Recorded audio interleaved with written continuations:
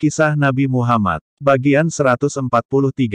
Pembagian harta rampasan. Pada akhirnya Taif berhasil ditaklukkan oleh kaum muslimin. Kaum muslimin mendapatkan harta rampasan perang yang banyak lagi. Rasulullah Shallallahu Alaihi Wasallam mendahulukan mereka yang baru masuk Islam dalam pembagian harta rampasan perang. Hati mereka masih lemah dan perlu diikat lebih erat ke dalam Islam dengan cara yang cerdik dan bijaksana. 100 ekor unta diberikan kepada Abu Sufyan yang masih bertanya. Bagaimana dengan anakku Yazid? Bagaimana pula dengan anakku Muawiyah? Maka, Rasulullah Shallallahu Alaihi Wasallam memberikan kepada Yazid dan Muawiyah masing-masing 100 ekor unta. Demikianlah, begitu murah hatinya beliau. Sampai orang-orang yang baru memeluk Islam itu mengerumuni beliau untuk meminta harta hingga Rasulullah Shallallahu Alaihi Wasallam terdesak ke sebuah pohon dan mantelnya yang terlepas pun diambil orang. Wahai saudara-saudara, kembalikan mantelku. Sabda Rasulullah Shallallahu Alaihi Wasallam. Demi diriku yang ada di tangannya. Andaikan aku memiliki semua tanaman di Tihamah, tentu aku akan memberikannya kepada kalian hingga kalian tidak menyebut aku sebagai orang yang kikir, takut, dan dusta. Kemudian beliau berdiri di samping unta milik beliau dengan sebelah tangan memegang punuk unta. Beliau mengangkat sebiji gandum dan bersabda. Wahai semua orang, demi Allah aku tidak lagi menyisakan harta rampasan kalian, termasuk pula sebiji gandum ini kecuali seperlimanya. Dan seperlimanya itu pun sudah kuserahkan kepada kalian. Keputusan Rasulullah Shallallahu Alaihi Wasallam untuk memberikan sejumlah besar harta kepada yang baru memeluk Islam sangatlah tepat. Hal itu karena tidak semua orang memeluk Islam dengan akalnya.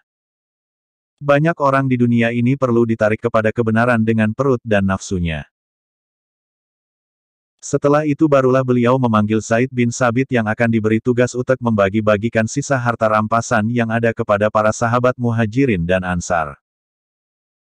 Masing-masing orang dari pasukan muslim mendapat 4 ekor unta dan 40 domba.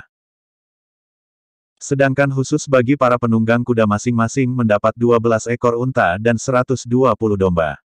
Jumlahnya tentu tidak seberapa dibanding dengan yang lain. Kebijakan Rasulullah Shallallahu Alaihi Wasallam ini pun, mulanya tidak dipahami, sehingga ada segolongan sahabat yang kecewa dengan pembagian ini. Kenapa mereka yang baru saja memeluk Islam yang tadinya memusuhi Rasulullah justru mendapatkan harta yang begitu banyak? Sedangkan mereka yang membela Rasulullah mati-matian sejak awal-awal Islam justru mendapatkan harta yang tidak seberapa. Namun setelah Rasulullah menjelaskan semuanya, maka seluruh kaum muslimin menerima dengan ikhlas. Dan Rasulullah mendoakan kebaikan untuk mereka. Apakah kalian tidak suka? Mereka mendapatkan harta benda, sedangkan kalian membawa Rasulullah ke kampung kalian. Tanda tanya petik 2. Kami ridho dengan Allah dan Rasul-Nya bersama kami, jawab serentak para sahabat. Kemenangan Rasulullah Shallallahu Alaihi Wasallam dan kaum muslimin bersumber dari ketakwaan. Inilah janji Allah untuk orang bertakwa. 1. Hidup berkah. 2.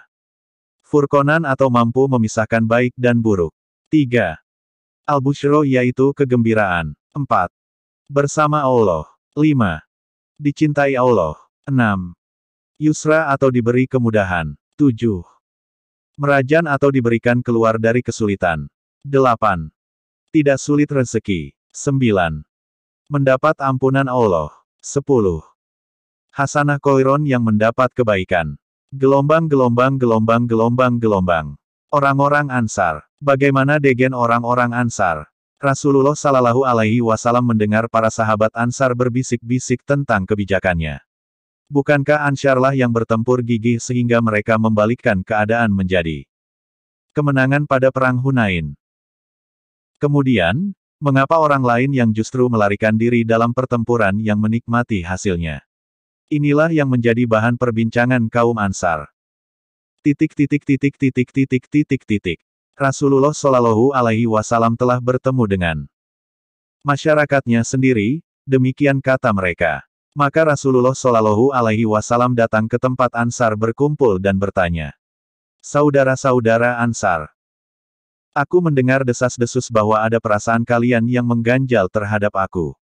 Bukankah dulu aku datang, sementara kalian dalam keadaan sesat, atau Allah memberi petunjuk kepada kalian? Bukankah kalian dulu miskin, lalu Allah membuat kalian kaya? Lalu juga menyatukan hati kalian.